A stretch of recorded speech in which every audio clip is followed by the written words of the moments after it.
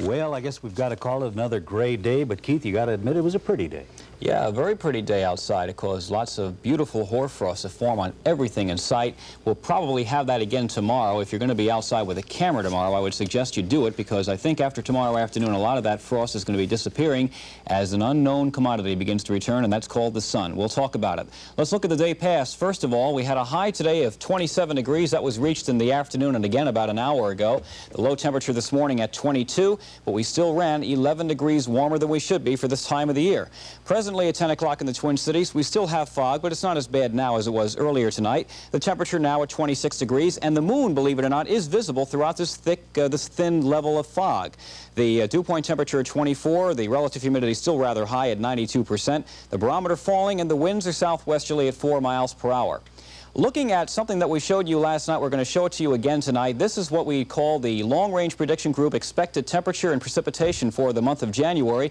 And for the month of January in Minnesota, you can see that we're going to be indicated in near normal conditions. Now, what does near normal conditions mean for us? Well, if we have a look, we're going to show you exactly what that means. First of all, in the month of January, we can expect temperatures to average out to a low of 5 degrees and an afternoon high of 22 degrees. And you see that there isn't too much variation during the entire month. And the coldest time of the month usually occurs at around the 16th, when we have a low of 3 and a high of 20, and then by the end of the month it's climbing once again. And the prediction by the long-range prediction group, near normal conditions. So we're going to be averaging colder than what we've been doing during December. Now, what about precipitation? Well, it says that a good part of the country, extending from New York State and New England all the way out through the West Coast, will have below median precipitation. What does that mean in terms of the Twin Cities weather? Well, we'll have a look at it again. You can see that we're indicating 0.73. That's about 73/100ths of an inch of melted precipitation.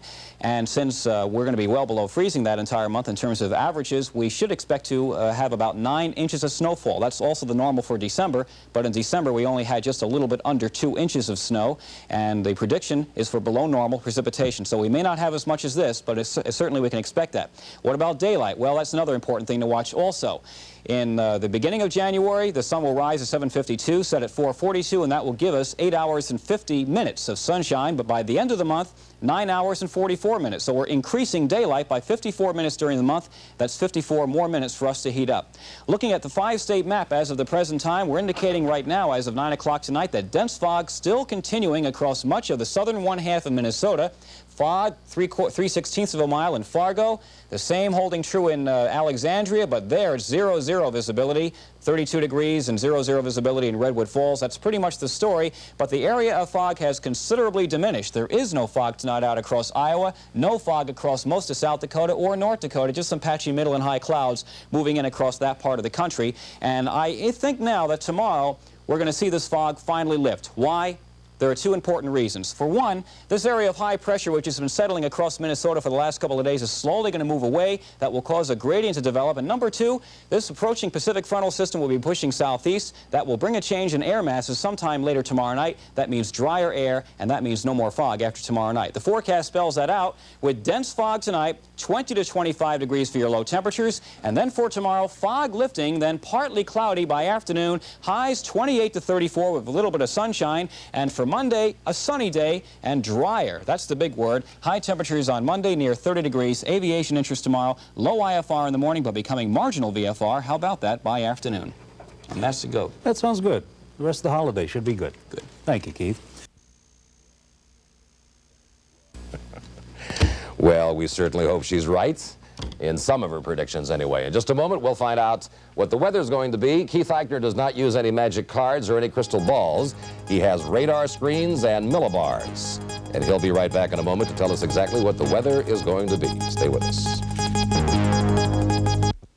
Okay, time now to check in with Keith Eichner, who's sitting in for vacation in Glen Burns and the weather. I didn't see you at the party last night, the New Year's Eve party. Oh, I was there. Were you there? I came late. You did? I came late. I celebrated the New Year in the Weather Center. You took care of yourself. Oh, okay? definitely. Very yes. Good. I understand we have a little snow out there right now. Yes, we do. We have 5 miles visibility in snow at the airport, but it's not too bad. It's very light, but it will continue, Stan, for probably the next 12 to 18 to 24 hours as colder air begins to work its way in. And that's a good sign because it finally means the end of the fog and an important change in our weather coming up over the next couple of days. Let's look at the day past. The day past indicated a high of 31 degrees, which occurred back at midnight. And the overnight low temperature 25 is occurring right now, but we're still running 14 degrees warmer than we should be for this time of the year. Presently at 10 o'clock in the Twin Cities, we're reporting some very light snow now. The temperature at 25 degrees. That hasn't changed in the last 5 or 6 hours. The relative humidity still very high at 88%. The barometer holding steady, but that will begin to rise shortly.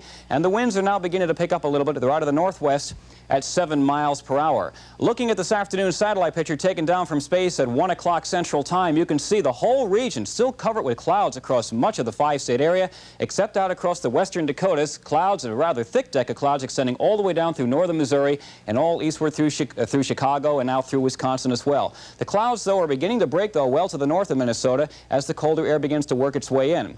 Looking at the 5-state region, as of 10 o'clock tonight, snow has replaced the map, and the fog is now being confined to just the southwestern corner of Minnesota, eastern South Dakota, and northwestern Iowa at the present time. Temperatures, as you can see, are getting quite a bit colder, especially off to the north. Temperatures are already down to 5 degrees now out across international